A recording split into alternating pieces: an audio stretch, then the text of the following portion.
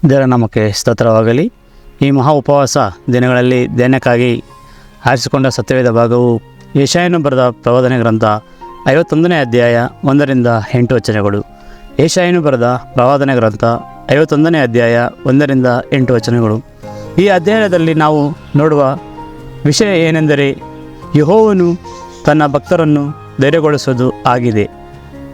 ಯೆಶಾಯನು ಬರೆದ ಪ್ರವಾದನೆ ಗ್ರಂಥ 51ನೇ ಅಧ್ಯಾಯ 2ನೇ ವಚನದಲ್ಲಿ ನೋಡುವುದಾದರೆ, ನಮ್ಮ ಪಿತೃಗಳು ಆದ ಅಬ್ರಾಮನನ್ನು ಕರೆದು ಆಶೀರ್ವದಿಸಿ ತನ್ನ ಸಂತಾನವನ್ನು ಹೆಚ್ಚಿಸಿದನು. ಅಬ್ರಾಮನು ಮತ್ತು ಸಾರಳು ದೇವರೊಂದಿಗೆ ಕೃಪೆಯುಳ್ಳವರಾಗಿ ನಡೆದರು. ದೇವರು ಇವರಿಗೆ ಪ್ರೋತ್ಸಾಹವನ್ನು ಸಹ ನೀಡಿದವರು ಆಗಿದ್ದಾರೆ. ದೇವರು ಇವರಿಗೆ ಅನೇಕ ರೀತಿಯ ವಾಗ್ದಾನಗಳನ್ನು ನೀಡಿದರು ಮತ್ತು ದೇವರ ಆಜ್ಞೆಗಳನ್ನು ಕೈಗೊಂಡು ನಡೆದಂಥ ವ್ಯಕ್ತಿಗಳು ಆಗಿದ್ದಾರೆ.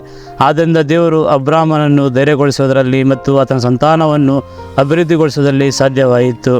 ಆದರೆ ನಾವುಗಳು ಈ ಲೋಕದಲ್ಲಿ ಜೀವಿಸುತ್ತಿರುವ ಕಾಲಘಟ್ಟ ನೋಡೋದಾದರೆ ತುಂಬ ಪಾಪದಲ್ಲಿ ತುಂಬಿ ತುಳುಕುವಾಗಿದೆ. ಯಾಕಂದರೆ ನಾವು ದೇವರ ಮಾತುಗಳನ್ನು ಕೇಳೋದೇ ಇಲ್ಲದೆ ನಮ್ಮದೇ ಆದಂಥ ಜೀವನದಲ್ಲಿ ನಡೆಯುವರಾಗಿದ್ದೇವೆ. ದೇವರು ನಮಗೆ ಕೊಡುವ 3 ಕರೆಗಳನ್ನು ನಾವು ಕೇಳುವರಾಗಿರಬೇಕು. ಯಾಕೆಂದರೆ ದೇವರು ನಮ್ಮನ್ನು ಕಾಯುವಾತನು, ನಮ್ಮನ್ನು ಕಾಪಾಡುವಾತನು ಸರ್ವಶಕ್ತನಾದ ದೇವರು ಆಗಿದ್ದಾನೆ.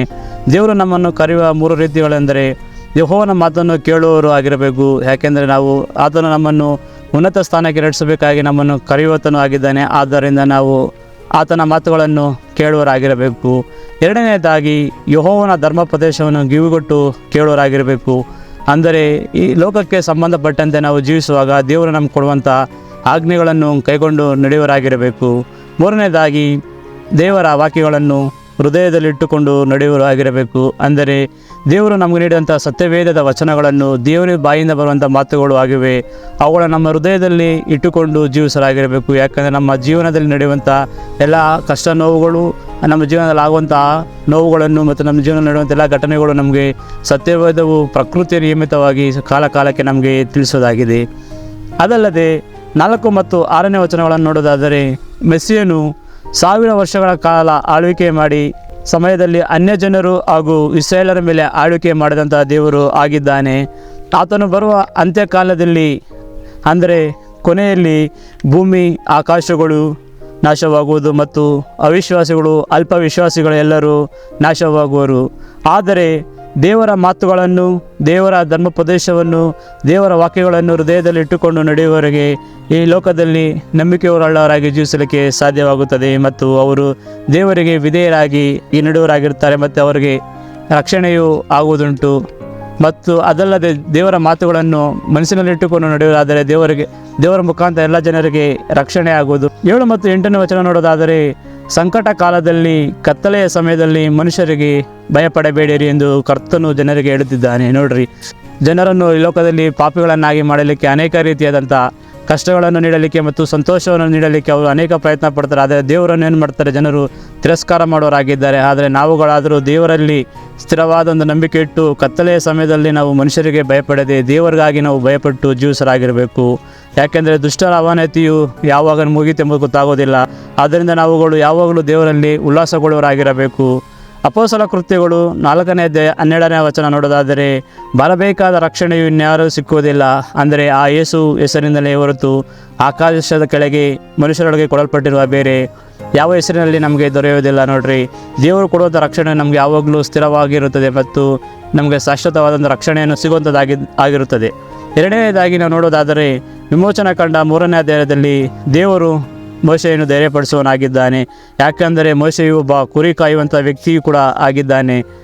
ಐಗುಪ್ತ ದೇಶದಲ್ಲಿ ಇಸ್ರಾಯೇಲರ ಜನರು ದಾಸತ್ವದಲ್ಲಿದ್ದರು. ಅಲ್ಲಿ ಇಸ್ರಾಯೇಲರಿಗೆ ಅನೇಕ ರೀತಿಯಾದಂಥ ಸಂಕಟಗಳು, ಗೋಳಾಟಗಳು, ಹಿಂಸೆಗಳು, ಅನೇಕ ರೀತಿಯ ಕಷ್ಟಗಳು ಕೊಡ್ತಿದ್ದರು. ಆದರೆ ಅವರು ದೇವರಿಗೆ ಮೊರೆ ಇಟ್ಟು ಇದನ್ನು ಕೇಳಿದಂಥ ದೇವರು ಫರೋಹನ ಆಸ್ಥಾನದಿಂದ ಇವರನ್ನು ಬಿಡಿಸಲಿಕ್ಕೆ ಅವರಿಗೆ ಶಕ್ತನಾಗಿ ಮೋಶೆಯನ್ನು ನೇಮಿಸಿದನು. ನೋಡಿ, ಮೋಶೆಯು ಯಾವುದೇ ರೀತಿಯಾದಂಥ ಒಂದು ಅಕ್ಷರ ಜ್ಞಾನವಿಲ್ಲದೆ ಒಬ್ಬ ವ್ಯಕ್ತಿಯಾಗಿದ್ದಾನೆ. ಆತನಿಗೆ ಮಾತು ಬರೋದಿಲ್ಲ, ಏನಿಲ್ಲ. ಆದರೆ ದೇವರು ಆತನನ್ನು ಧೈರ್ಯವಾಗಿ, ನೀನು ಮಾಡಲಿಕ್ಕೆ ನಿನ್ನ ಸಾಧ್ಯ, ನಿನ್ನ ಜೊತೆಗಾರನಾಗಿರುತ್ತೇನೆ ಎಂಬ ಒಂದು ಭರವಸೆಯನ್ನು, ಧೈರ್ಯವನ್ನು ಆತನಲ್ಲಿ ಕೊಟ್ಟು ನಡೆಸೋನಾಗಿದ್ದಾನೆ. ಅಲ್ಲದೆ ದೇವರು ಮೋಶೆಯ ಸಂಗಡ ನೇರವಾಗಿ ಮಾತಾಡಿ ದೇವರ ವಾಗ್ದಾನವನ್ನು ನೆರವೇರಿಸಲು ಸಹ ಸಿದ್ಧನಾಗಿದ್ದನು. ಯೆಹೋವನು ಮೋಶೆಯ ಮತ್ತು ಆರೋನರ ಸಂಗಡ ಮಾತಾಡಿ ಹೇಳಿದ್ದೇನೆಂದರೆ, ನೀನು ಭಯಪಡಬೇಡ, ಧೈರ್ಯವಾಗಿರು, ನಾನು ನಿನ್ನ ಜೊತೆಗಾರನಾಗಿದ್ದೆ, ನಾನು ನಿನ್ನ ಎಲ್ಲ ಕಾರ್ಯಗಳನ್ನು ನೋಡಿಕೊಳ್ಳುತ್ತೇನೆ ಎಂಬ ವಿಚಾರವನ್ನು ಮೋಶೆಗೆ ಮತ್ತು ಆರೋನಿಗೆ ತಿಳಿಸದಿಂದ ಅವರು ಧೈರ್ಯವಾಗಿ ಹೋಗಿ ಫರೋಹನ ಆಸ್ಥಾನದಲ್ಲಿ ಆತನನ್ನು ಎದುರಿಸಲಿಕ್ಕೆ ಸಾಧ್ಯವಾಯಿತು. ಅದಲ್ಲದೆ ದೇಶದೊಳಗೆ ಬರಬೇಕಾದವರಿಗೆ ಆಜ್ಞಾಪಿಸಿ ಇಸ್ರಾಯೇಲ್ ಬಳಿಗೆ ಐಗುಪ್ತ ದೇಶದವರ ಅರಸನಾದ ಫರೋಹನ ಬಳಿಗೆ ಹೋಗಿ ತನ್ನ ದೇವರ ಅದ್ಭುತ ಕಾರ್ಯಗಳನ್ನು ಮಾಡಿ ಇಸ್ರಾಯೇಲ್ ಜನರನ್ನು ಬಿಡುಗಡೆಗೊಳಿಸಿದಂಥ ಒಬ್ಬ ವ್ಯಕ್ತಿ ಮೋಶೆ ಆಗಿರುತ್ತಾನೆ. ಈ ಕಾಲದಲ್ಲಿ ನಾವು ಜೀವಿಸುವ ಕಾಲವೆಲ್ಲ ದೇವರಿಗೆ ಯಾವಾಗಲೂ ನಾವು ಅಧೀನರಾಗಿರಬೇಕು ಮತ್ತು ದೇವರ ಆಜ್ಞೆಗಳನ್ನು ಪಾಲಿಸೋರು ಆಗಿರಬೇಕು. ಅಲ್ಲದೆ ದೇವರಲ್ಲಿ ನಾವು ಪೂರ್ಣ ನಂಬಿಕೆ ಮತ್ತು ವಿಶ್ವಾಸ ಇರುವುದರಿಂದ ಈ ಉಪವಾಸ ದಿನಗಳಲ್ಲಿ ನಾವು ಕೂಡ ಪೂರ್ಣ ಮನಸ್ಸಿನ ದೇವರಲ್ಲಿ ನಾವು ಪ್ರಾರ್ಥನೆ ಮಾಡುವವರಾಗಿರಬೇಕು, ದೇವರ ವಾಕ್ಯಗಳನ್ನು ಕೇಳುವವರಾಗಿರಬೇಕು, ಕಲಿಯುವಂಥವರಾಗಿರಬೇಕು. ಆದ್ದರಿಂದ ದೇವರಲ್ಲಿ ನಮ್ಮ ಭಯಭಕ್ತಿ ಯಾವಾಗಲೂ ಸ್ಥಿರವಾಗಿದ್ದರೆ ದೇವರು ನಮ್ಮನ್ನು ಕೂಡ ಆಶೀರ್ವದಿಸಿ ಕಾಪಾಡುವನಾಗಿದ್ದಾನೆ. ಅಲ್ಲದೆ ನಮಗೆ ರಕ್ಷಕನಾಗಿದ್ದಾನೆ, ನಮಗೆ ಬೆಳಕು ಕೊಡುವ ದೇವರು ಆಗಿದ್ದಾನೆ. ಆದ್ದರಿಂದ ದೇವರು ಈ ವಾಕ್ಯಗಳ ಮುಖಾಂತರ ನಮ್ಮನ್ನು ಆಶೀರ್ವದಿಸಲಿ. ಆಮೇನ್.